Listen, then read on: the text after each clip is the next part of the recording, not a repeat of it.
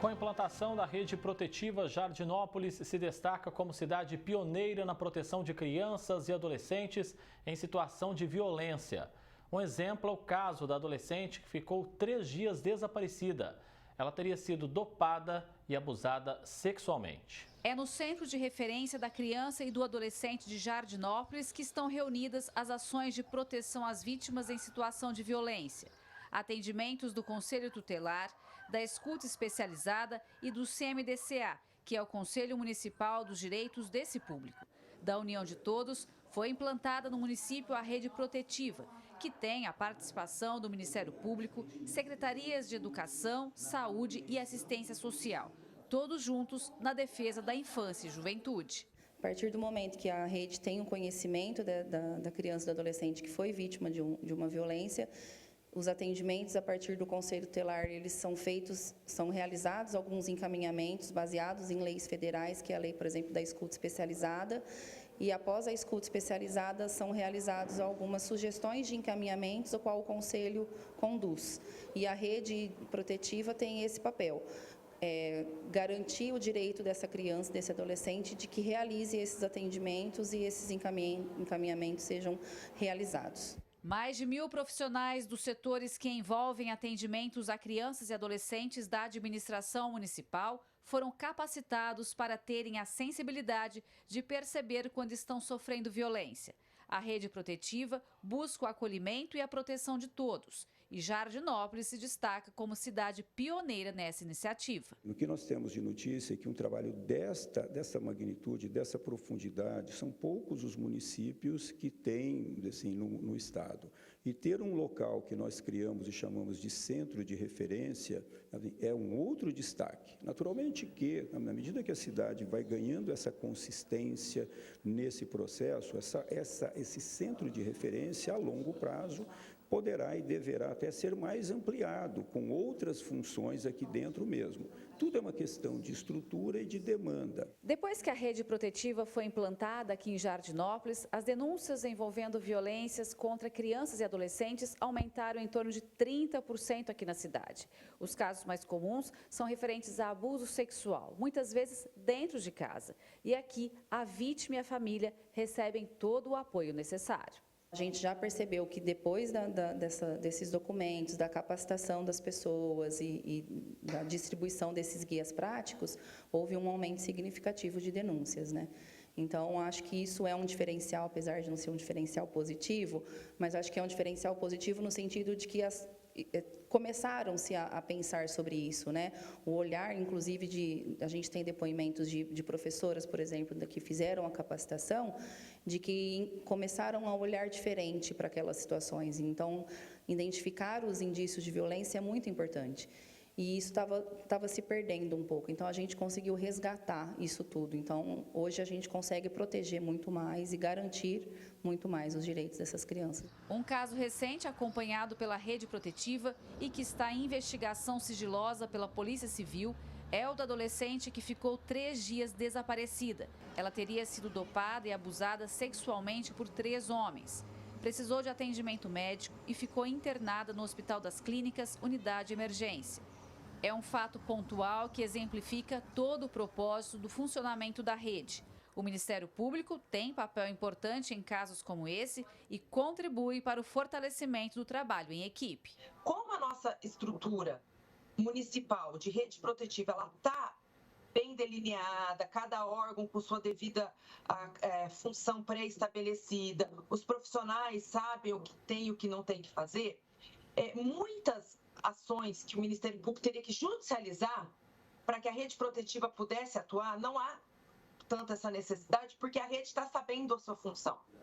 Isso ajuda muito, porque a gente não tem que judicializar tudo, porque a própria rede, por si só, e o município se comprometendo a atuar em prol dessas crianças e desses adolescentes, já de maneira administrativa e previamente, extrajudicialmente, já resolve o município já consegue resolver vários problemas.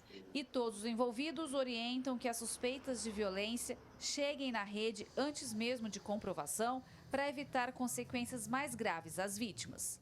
Existe uma ideia de que às vezes é a criança que tem que ficar levando toda a problemática, né, para algum profissional, por alguém que ela confie, né? Mas às vezes a própria criança não quer falar, ela se entra num mundo, se isola, e alguns comportamentos acabam transparecendo, e o profissional devidamente capacitado consegue chegar perto dessa criança e acolhê-la, né? E na nossa comarca, os profissionais que fazem parte dela foram treinados para isso. É muito importante que a família, sabe, os professores, os profissionais, os cidadãos comuns, às vezes, se perceberem sinais de violência, tá? Fazerem vamos dizer, uma notificação. Não vamos chamar de denúncia, porque ele vai denunciar e a pessoa vai ser condenada. Não, tá? É um olhar diferente para prevenir violências futuras. É fundamental que se crie cada vez mais essa conscientização, tá? Porque isso, infelizmente, está cada vez mais, lamentavelmente, acontecendo, não só na nossa cidade, mas no Brasil, talvez no mundo inteiro. Gislene Lopes, de Jardinópolis, para o Jornal da Clube. Um dos telefones para denunciar violência contra crianças e adolescentes em Jardinópolis é o 16999970084. Eu vou repetir, 16999970084. Lembrando que essa denúncia pode ser feita de forma anônima. São casos graves e merece uma discussão, merece a gente abordar mais, por isso já conosco aqui ao vivo no nosso canal digital da Clube está Marcela Fortunato, psicóloga. Marcela, desde já a gente agradece a sua disponibilidade de falar conosco aqui. Muito importante, né, Marcela, esse trabalho desenvolvido lá em Jardinópolis por meio dessa rede protetiva voltada à defesa da infância e juventude. Ótima tarde mais uma vez, bem-vinda. Boa tarde, eu agradeço novamente o convite, é sempre um prazer estar aqui com vocês. Com certeza, né, eu vejo que esse trabalho ele é de extrema importância por vários motivos.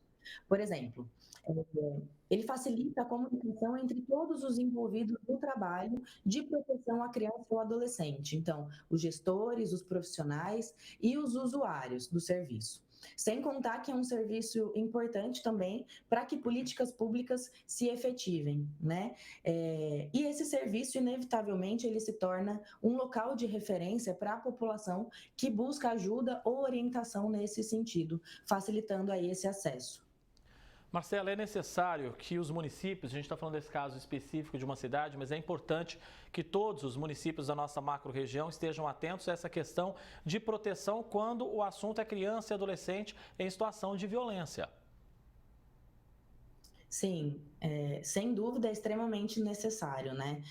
Lamentavelmente, como a gente viu aí na reportagem, cresce o número de crianças e adolescentes que chegam até a rede pública e clínicas particulares também, como vítimas de violência.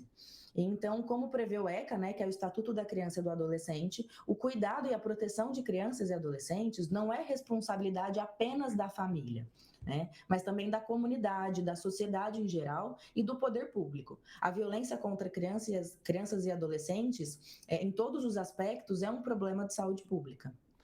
Bem, você falou que deve ser uma responsabilidade, digamos, compartilhada, né, de poder público da família. Quando a gente analisa, olha para a família, para quem está perto, quais os sinais que essas pessoas, até um vizinho, um amigo, deve analisar para saber que aquela criança, aquele adolescente está sendo vítima de algum mal? Então, os adultos, né, próximos a essa criança, que convivem com essa criança, eles precisam estar atentos a alterações de comportamento, de humor, né? Qualquer comportamento diferente que essa criança ou adolescente venha apresentar. Então, dependendo da idade, a gente pode estar atento a desenhos que essa criança faça, alterações de sono, muitas vezes brincadeiras inapropriadas, medos, a queda do rendimento escolar também é algo muito comum de acontecer, né? Comportamentos hipersexualizados. Então, qualquer comportamento aí que desvie do normal para aquela criança é preciso ser observado. Marcela, diante de toda a sua experiência, a sua formação, é importante a gente dizer, diante de qualquer suspeita, leve o fato às autoridades, denuncie. Sem dúvida, sem dúvida. É sempre bom reforçar, né, que qualquer suspeita deve ser denunciada. Muitas vezes as pessoas elas ficam com medo de denunciar porque elas não têm certeza, né, se o abuso está ou não está acontecendo. Mas a denúncia é justamente para que essa investigação seja feita, né, e para que essa dúvida seja sanada. E qual que é o cuidado que o profissional da rede de atendimento tem que ter quando chega para atender uma criança que sofreu algum abuso sexual, enfim, alguma agressão? Em primeiro lugar, eu entendo que o profissional que oferece um atendimento para essa vítima, né, para essa criança vítima de violência, ela precisa oferecer um atendimento humanizado, né, primeiro de tudo, e atuar de forma articulada, então interprofissional, vários profissionais trabalhando juntos, e também multissetorial, vários setores. Esse profissional ele precisa saber trabalhar em equipe e saber ouvir, né? A escuta não é apenas papel do psicólogo, e o profissional ele tem que saber ouvir, inclusive o que a criança e o adolescente está falando. Sem contar que o profissional ele precisa tomar muito cuidado para que essa vítima não se sinta culpada pela violência e não seja revitimizada ali no processo, né, no acompanhamento, no tratamento, no pós-violência. Marcela Fortunato, psicóloga, agradeço muito a sua presença aqui no Jornal da Clube, ajudando também tantas famílias nesse momento a entender que seus filhos, um vizinho, qualquer criança pode estar passando nesse momento por violência sexual ou uma violência física. Agradeço muito a sua presença aqui, um abraço e até a próxima. Até, obrigada.